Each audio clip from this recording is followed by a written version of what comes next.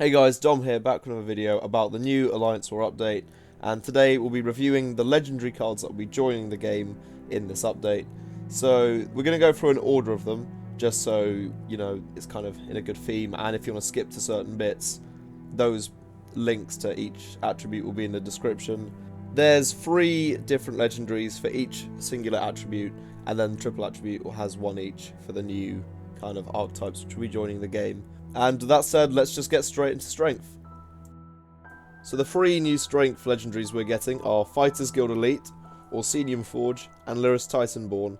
Now with all of the legendaries in each attribute, 2 of them won't be unique and 1 of them will. And I think for all of them, the unique one is the one that was part of the 5 companions. Oh, and neutral, all of them are unique. But without further ado, back onto these ones. Fighters Guild Elite has the ability Expertise, double this card's power and health, which, if you don't know, Expertise is a bonus which happens at the end of the turn if you played an action, item, or support on that turn. Now, I mean, in a rally deck, it's quite good, or decks where you'd be buffing it with items, but its base stats alone, they're quite low, hasn't got any good keywords, so he's alright, but it's very much, you have to kind of synergize him with the rest of your deck. Orsinium Forge is a support, which you activate and then you just equip a 1/1 Orsinium plate to an ally, or actually, I guess you could do it to an enemy if you wanted to, and then it increases the power and health by 1. This is alright, it's like a kind of weaker and friendlier gold brand, I guess, so there's nothing that wrong with it, but then on the other hand, if you think about it, it's only going to be amazing if you've got cards like Tower Alchemist or Cauldron Keeper to kind of utilize as much use of that support as possible, kind of forcing it into the Crusader archetype. Finally, we have Lyris Titanborn, who has the ability at the start of your turn, destroy your opponent's front rune. Now, I mean, I guess the 2 ways that I'd think of using this card would either be to flood your opponent's hand, so if they're on like 9 or 10 cards, you force them to draw that extra card, which means they'll have to lose a card. Or another good point of it would be that it gets out prophecies early in the turn, so if it's just a removal prophecy they can't play it as early on, but other than that I think it's actually quite mediocre.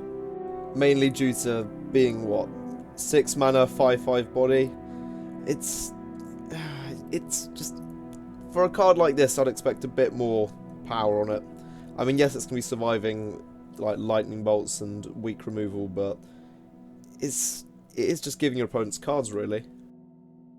Right, now moving on to agility, we have 3 different kind of legendaries, where we have Invoker of the Hist, Unrelenting Siege, and Sai-Sahan.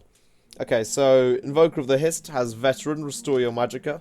Veteran is an ability which triggers after the survival of its first attack.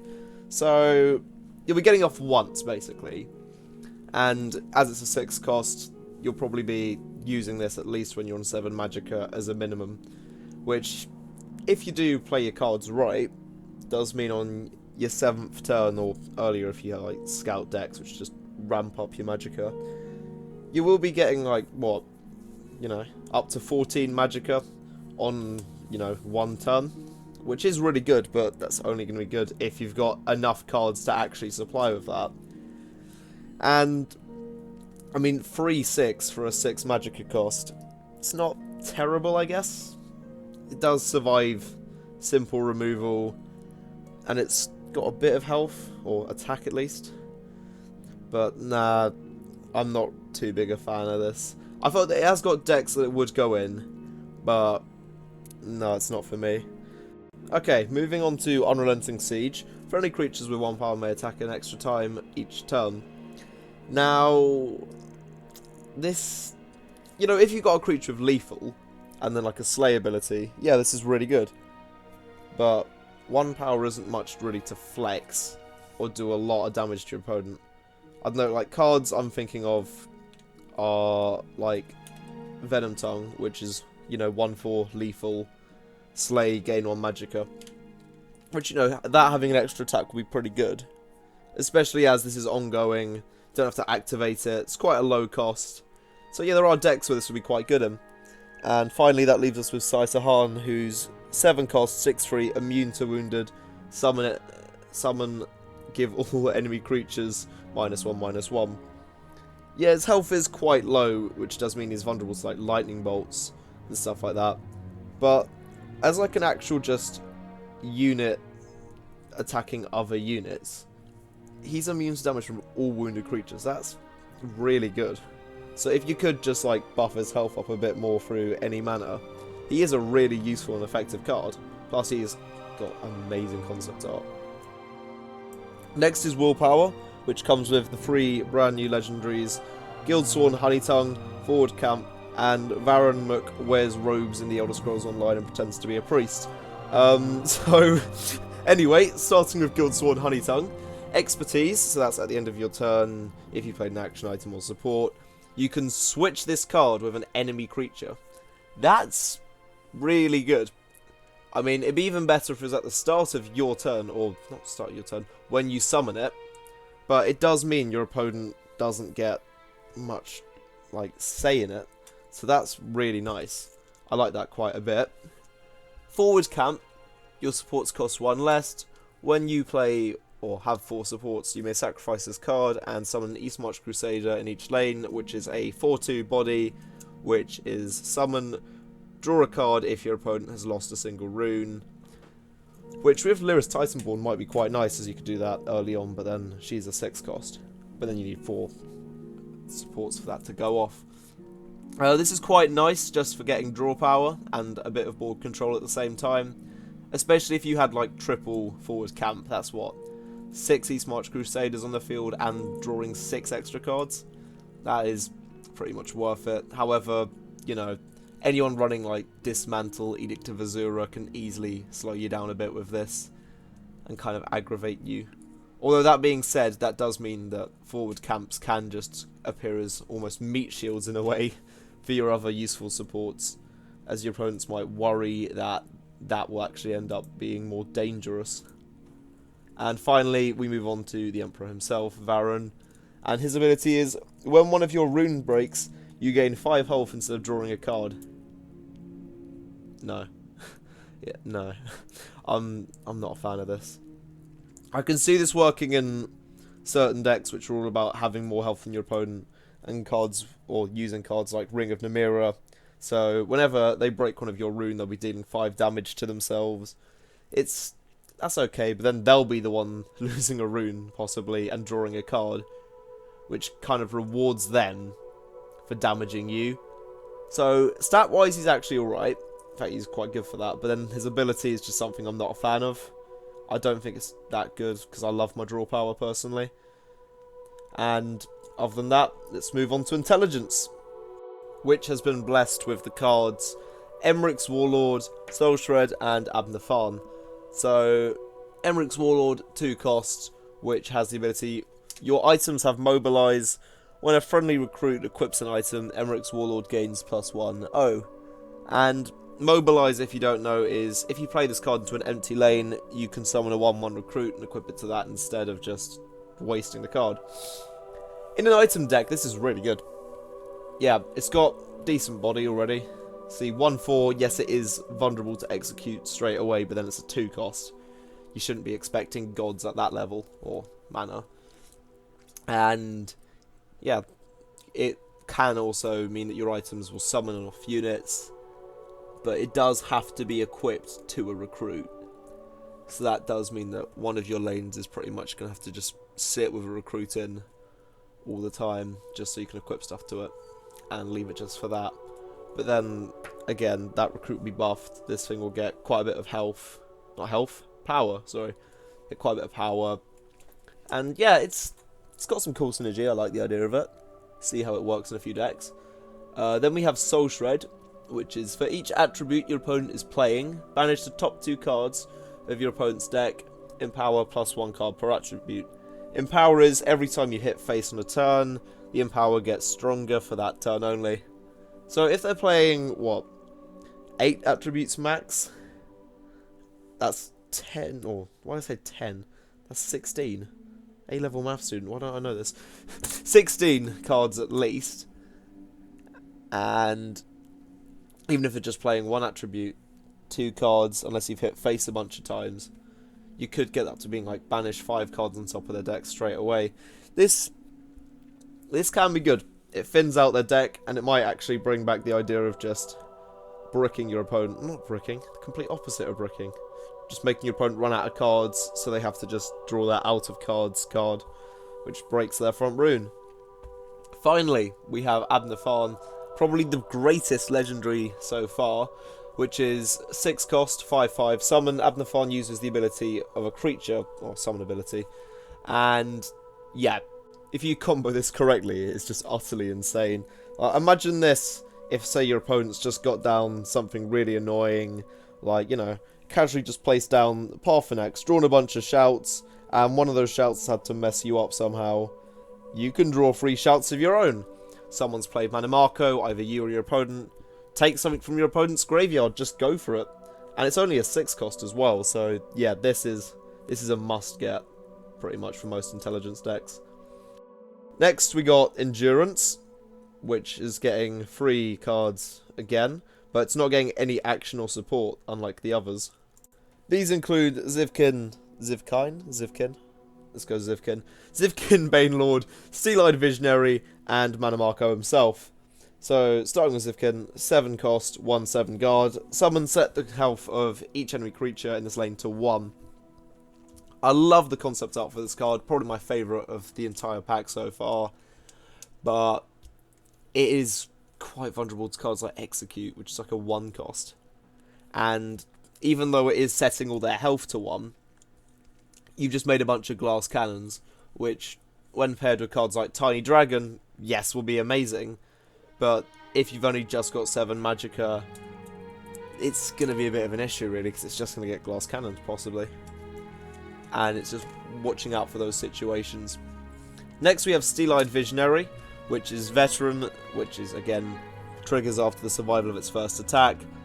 Set each friendly creature's power equal to its health. I've talked about this card before during my card reveal with Legion Zero Templar. In certain decks it will have its kind of moments and just really scare the hell out of your opponent.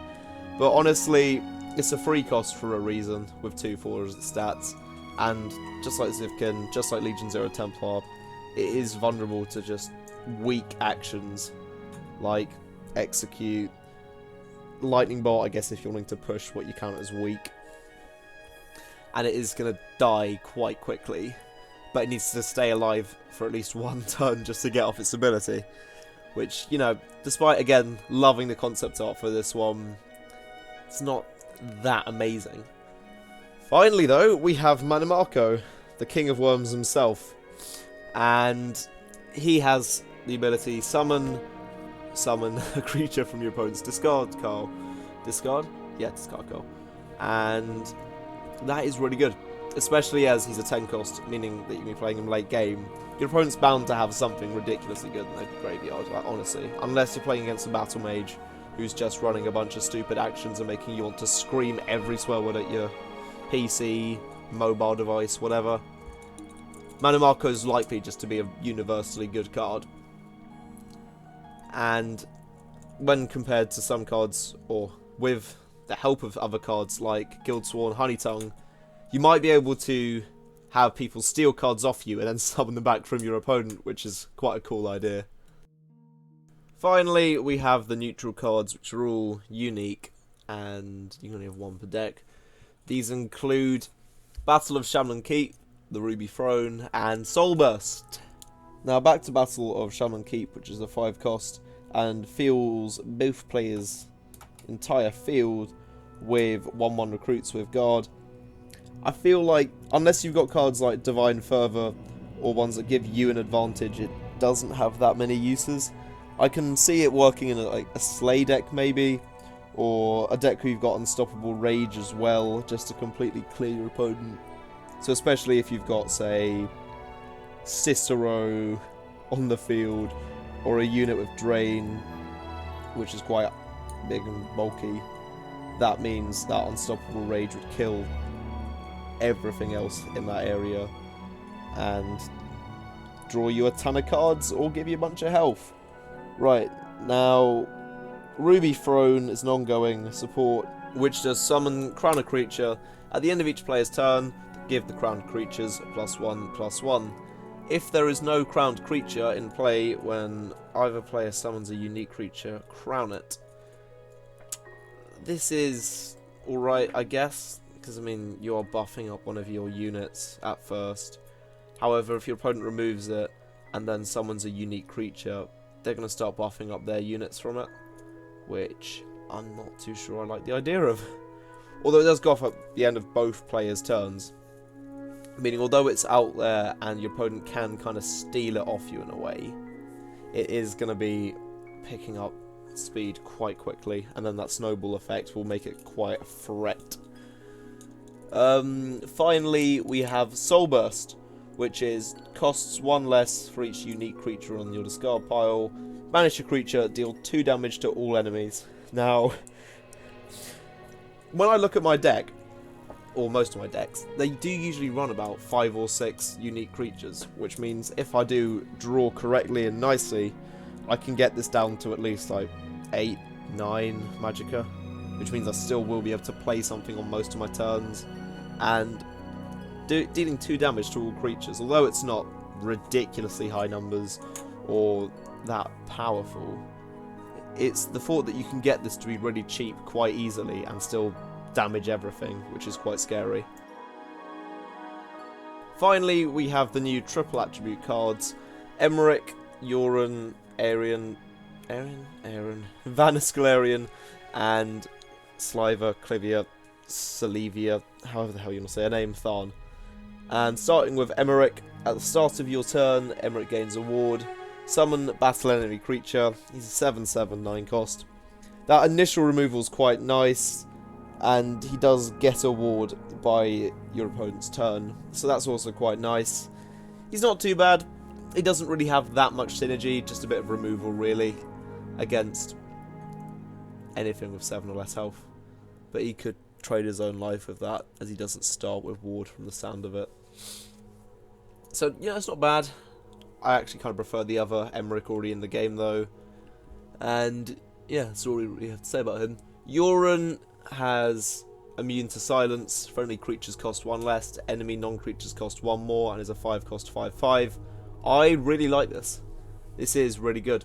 I think, you know, because it helps you get out creatures faster, and it means if your opponent's just trying to play Battle Mage or Tribunal, ones that are just trying to piss me off, then that's slowing them down a bit. So good on you, Yoren. I'm very proud of you. You've made me happy, and you know you're at decent stats that you're not just going to be completely vulnerable to every form of removal out there, although you will be baiting out stuff like Piercing Javelin. Next we have Erin, the Dominion Queen. 8 cost, 6/6 drain. Summon, draw a random action from your discard pile. When you draw an action on your turn, deal 1 damage to your opponent. Yes. This is nice. This might make people come off Tribunal and move over to Aldmiri Dominion. I like this, honestly. I feel like this is the kind of deck that I would happily make, which is action heavy. Ones which use cards like this in a kind of clever way to drain off your opponent, so you're making like mini Swindler's Markets almost, but with not 0 cost cards, just with actions as a whole. And it's that feeling of cards which draw into other ones like Ice Spikes will go really well with it. And again, nice stats for an 8 cost with this effect. Now, on to poor stats. We have Vanascalarian, an 11 cost 3/3, who's got Expertise, which, if you forget, I'm pretty sure I've mentioned enough times now, but is a bonus at the end of your turn if you play an action, item, or support, which is deal 3 damage, you gain 3 health, and draw 3 cards. Now, as I did say, he has bad stats. That ability is awesome, and imagine getting that off every one of your turns. That's, you know, whatever that 3 cost card is, which does like 3 damage to your opponent, gains you 3 health, and gives you 3 cards as well, meaning that is just draw power for days. I want that card. That's the card that's made me interested in Guildsworn, honestly. Just seeing how much draw power they've got. And finally we have Clivia, Farn, Slevia, Slaver, I don't know. Please don't bully me in the comments over this. If you've made it this far, thank you for watching, but just don't be mean of my bad pronunciation. And she is a 4/4, which is a 6 cost, and other friendly creatures in this lane have guard. At the end of your turn, summon a 1/1 recruit in each lane. yeah, for what the Empire of Cyrodiil want to do, this is an excellent card. Helps really well with the synergy they want to do, and, you know, it's just really good, especially with cards like Divine Fervour and Training Grounds in the Imperial deck. I can see this getting a lot of play, and really kind of building up the Empire of Cyrodiil attribute, so more people think, yeah, this is awesome. Anyway, that pretty much wraps up the video. There are 23 new Legendary cards coming to Legends on April 15th, and honestly, I'm quite excited to see them in game, not entirely because of their abilities, but just because of how awesome their card art is. As a whole though, I would like to say, a few of them do seem a bit overpriced, and a few of them also do seem a bit understated in some areas, such as Zivkin Dreadlord or Banelord, that was it. Him being a 7 cost, I feel like he could easily be a 5, but, you know, I'm not making this game, I'm just playing it, and I'm glad to see that it's getting such a nice expansion on actually quite short notice. But yeah, if you've stayed along this far for the video, thank you so much for watching. Please like and subscribe, it massively helps the channel. And if you want to just do something like join the Discord or Twitter, they'll be in the description. And other than that, I'll see you next time.